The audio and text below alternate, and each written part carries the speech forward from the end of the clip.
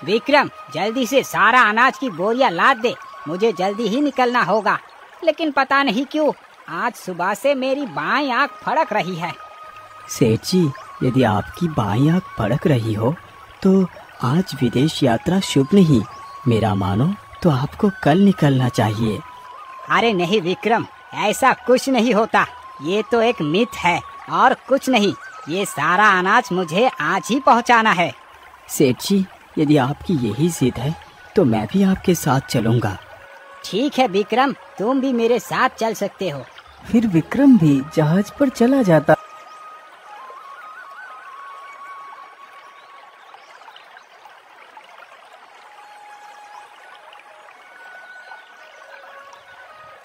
जहाज चलते चलते समुद्र की गहराइयों में पहुंच जाता है।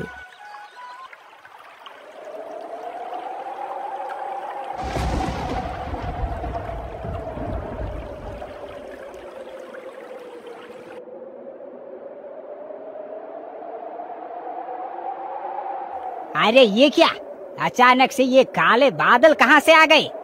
सेठ जी, मुझे तो लगता है आज काफी जोर का तूफान आने वाला है। अरे विक्रम, शुभ शुभ बोलो। यदि तूफान आ गया तो हमारा क्या होगा? सेठ इतना कह ही रहा था कि तभी जोर जोर से बारिश होने लगती है और साथ ही समुद्र में जोर जोर से लहरें उठने लगती हैं। जहाज पर सवार लोग अपनी अपनी जान बचाने के लिए समुद्र में कूदने लगते हैं। विक्रम, तुमने कहा था कि तुम कठिन समय में मेरे काम आओगे। आज तो मुझे मेरी मौत सामने खड़ी दिखाई दे रही है। तुम मेरी जान बचाओ विक्रम।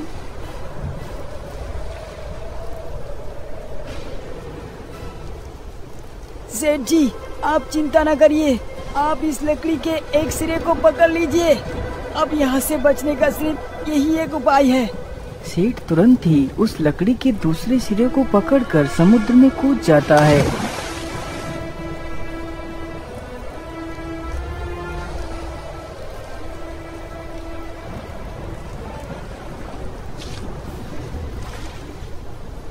अरे, सेठ जी तो बेहोश हो गए। राजा तथा वह सेठ दोनों बहते बहते समुद्र के किनारे पहुंच जाते हैं। हे भगवान, मैं तो कितना थक गया हूँ। इतना कहकर राजा अपनी आंखें बंद कर लेता है।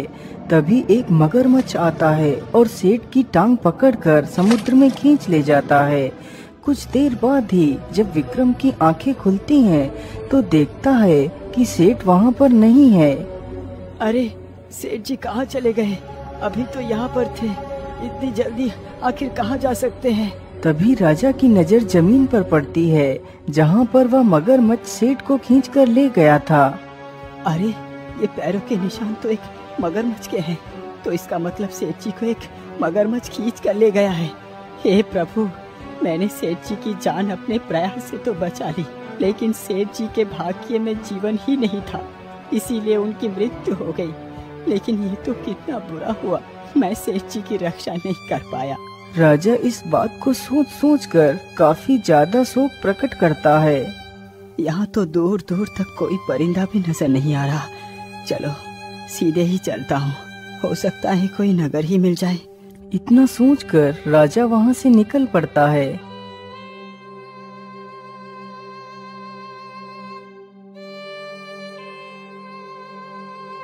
राजा चलते चलते एक राज्य में पहुंचता है जहां की राजकुमारी की यह जिद थी कि वह विवाह करेगी तो सिर्फ विक्रमादित्य से ही करेगी, अन्यथा पूरे जीवन कुंवारी ही रहेगी।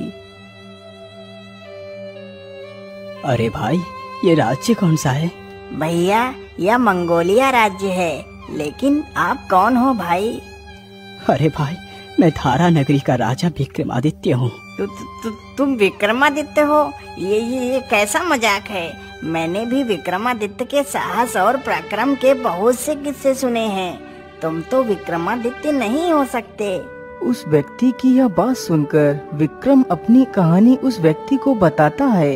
कहानी सुनकर व्यक्ति हैरान ही रह जाता है। महाराज, हमारे राज्य की राजकुमारी ने यह प्रण लिया है कि वह अपना विवाह सिर्फ आपके साथ ही करेंगी, अन्यथा पूरे जीवन कुंवारी ही रहेंगी। चलिए महाराज, हमारे साथ राजमहल को चलिए। ठीक है भाई, मुझे अपनी राजकुमारी के महल में ले चलो। वह युवक जल्दी ही राजा विक्रमादित्य को अपने राजा के पास ले जाता है। महाराज, हम तो आपकी प्रतीक्षा में ही बैठे हैं। मेरी बेटी ने आपसे विवाह करने का प्रण लिया है, लेकिन शर्म के मारे मैं आपसे कभी मिलने नहीं आ सका, क्योंकि आपकी और मेरी बराबरी कहाँ हो सकती है महाराज। नहीं महाराज, इस प्रकार की बात बोलकर आप मुझे शर्मिंदा ना करें। महाराज, यदि राजकुमारी का प्रण मुझसे विवाह करना है तो मैं राजकुमारी के साथ विवाह अवश्य करूंगा। फिर राजा विक्रमादित्य का विवाह उस राजकुमारी के साथ ही हो जाता है।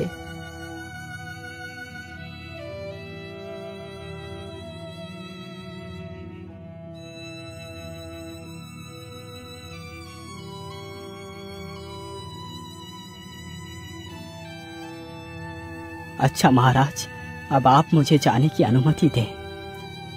फिर वह दोनों पति पत्नी पैदल ही अपने राज्य के लिए निकल पड़ते हैं। दोनों चलते चलते एक जंगल से होकर गुजरते हैं।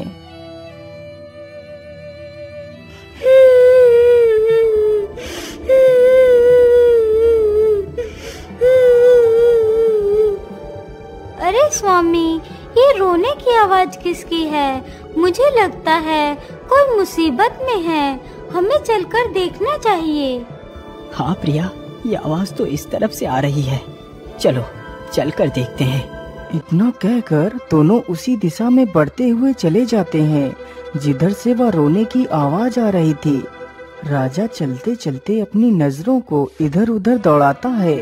तभी उसकी नजर एक पेड़ के नीचे पड़ती है, जहाँ पर एक छोटी सी लड़की बैठकर रो रही थी। अरे क्या बात है बेटी, तुम रो क्यों रही हो? और तुम कौन हो? इस जंगल में अकेली क्या कर रही हो? मेरा नाम गुड़िया है, मैं यही पास के गांव के बाहर एक झोपड़ी में रहती हूँ।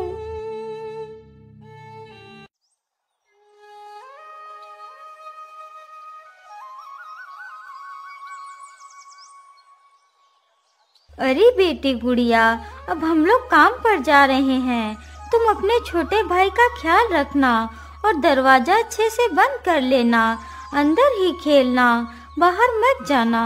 ठीक है माँ, आप बिल्कुल भी चिंता ना करो, मैं बाहर नहीं जाऊंगी। इतना सुनकर उसके माता पिता काम के लिए चले जाते हैं।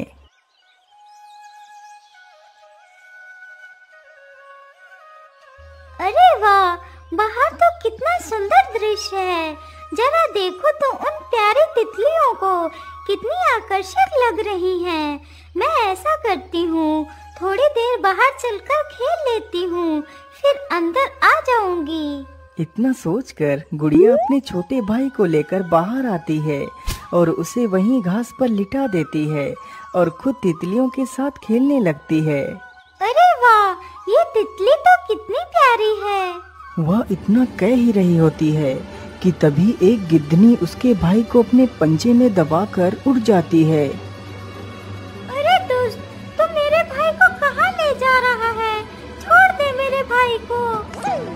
बेचारी गुड़िया उस गिद्धनी का पीछा करते करते काफी दूर तक चली जाती है, लेकिन उसे पकड़ नहीं पाती।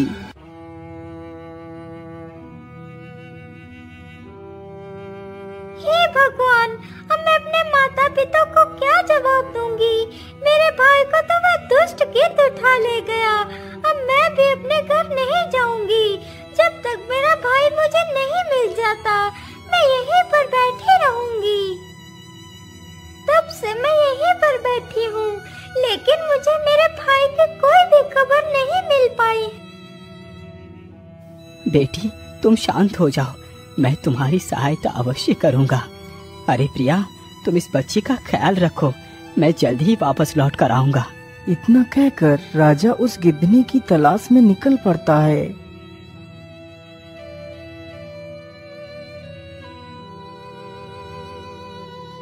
राजा चलते चलते काफी दूर निकल जाता है।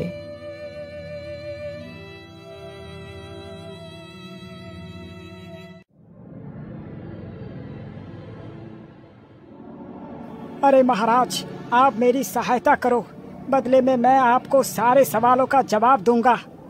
अरे ये किसकी आवाज है, जबकि आसपास तो कोई भी नहीं है? महाराज नीचे देखिए, नीचे, मैं एक चूहा हूँ। अरे चूहा, मैं तुम्हारी क्या मदद कर सकता हूँ? महाराज अब मैं बूढ़ा हो चुका हूँ, जिसकी वजह से मैं ढंग से चल भी नहीं पाता। मैं कई दिनों से भूखा हूँ।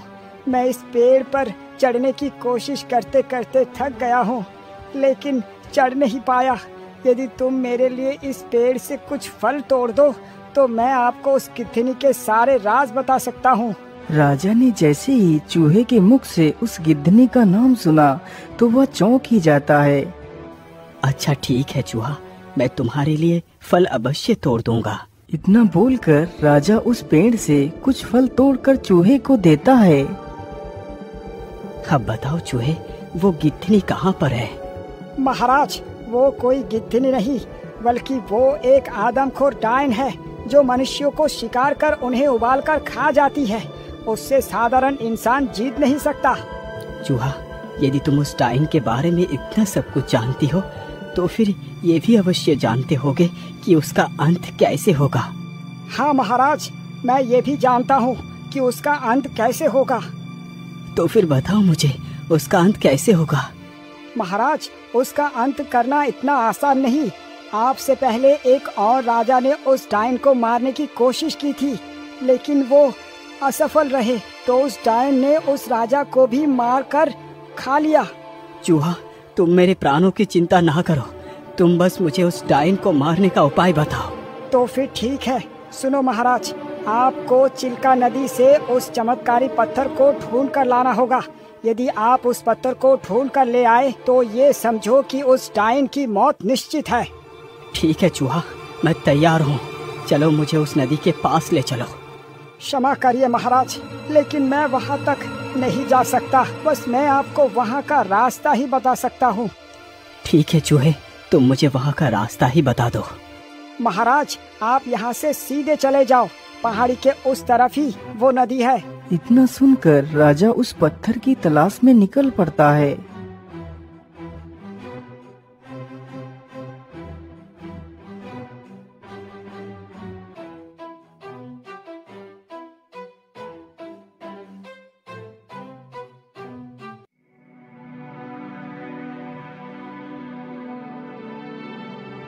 मुझे लगता है यही वो चिल्का नदी है। चलो जल्दी से इसके अंदर चलता हूँ।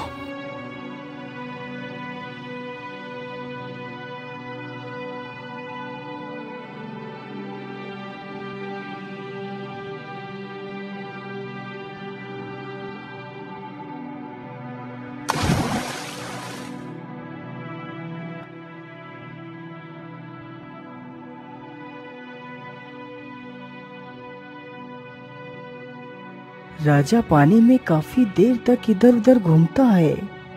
आखिर कहाँ हो सकता है वो चमत्कारी पत्थर?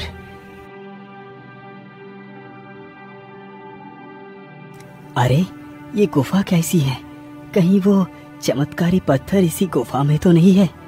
इतना बोलकर राजा उस गुफा के भीतर घुस जाता है।